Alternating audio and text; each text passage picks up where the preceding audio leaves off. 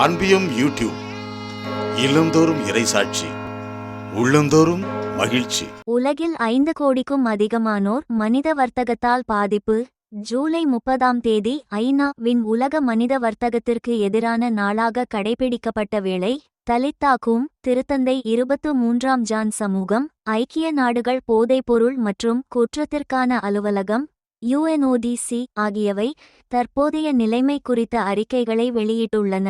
ஜூலை 30 இப்புதனன்று மனித வர்த்தகத்திற்கு எதிரான உலக நாள் சிறப்பிக்கப்பட்ட வேளை, உலகளாவிய ஒழுங்கமைக்கப்பட்ட குற்றமாக இது அதிகரித்து வருவதை ஐக்கிய நாடுகள் அவை எடுத்துக்காட்டியுள்ளது. இந்த ஆண்டின் கருப்பொருளான மனித வர்த்தகம் என்பது ஒழுங்கமைக்கப்பட்ட குற்றம் சுரண்டலை முடிவுக்கு கொண்டுவருதல் என்ற தலைப்பில் சட்ட அமலாக்கம், நீதி அமைப்புகள் மற்றும் குடிமைச் சமூகத்தின் ஒருங்கிணைந்த நடவடிக்கைக்கு ஐநா அழைப்பு விடுத்துள்ளது. அண்மைய ஐநா அறிக்கைகள் உலகளவில் 5 கோடிக்கும் அதிகமான மக்கள் சுரண்டப்படுவதாக காட்டுகின்றன.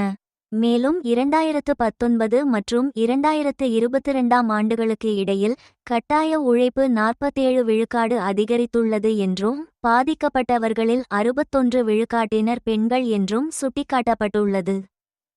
மேலும் பாதிக்கப்பட்டவர்கள் 162 நாடுகளிலிருந்து மனித வர்த்தகம் செய்யப்பட்டவர்கள் என்றும், இவர்கள் 128 நாடுகளுக்கு மனித வர்த்தகம் செய்து அனுப்பப்பட்டுள்ளனர் என்றும் தெரிவிக்கும் அதன் அறிக்கை, இது நெருக்கடியின் உலகளாவிய அளவை காட்டுகிறது என்றும் கூறியுள்ளது.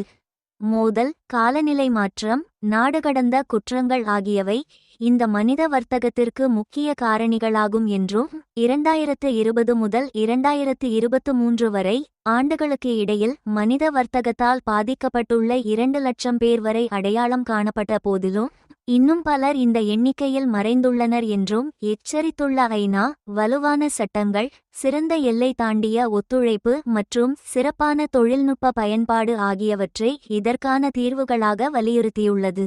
சிறந்த எல்லை தாண்டிய ஒத்துழைப்பு மற்றும் சிறந்த தொழில்நுட்ப பயன்பாடு. திருத்தந்தை 23ஆம் ஜான் சமூகம் உள்ளிட்ட குழுக்கள் ஆண்டுதோறும் 8 லட்சம் புதிய பாதிக்கப்பட்டவர்களை எடுத்துக்காட்டி அவர்களுக்கு மறுவாழ்வு அளிக்க கேட்டுக்கொண்டுள்ளது.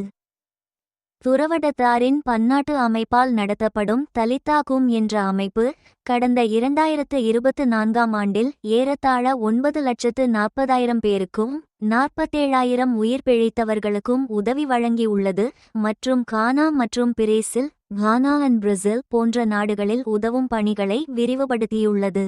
மனித வர்த்தகத்தை எதிர்த்து போராடுவதற்கு குற்றவியல் வலைப்பின்னல்களை அகற்றவும், பாதிக்கப்படக்கூடியவர்களை பாதுகாக்கவும் ஒன்றுபட்ட உலகளாவிய முயற்சிகள் தேவை என்பதையும் ஐக்கிய நாடுகள் அவை சுட்டிக்காட்டியுள்ளது.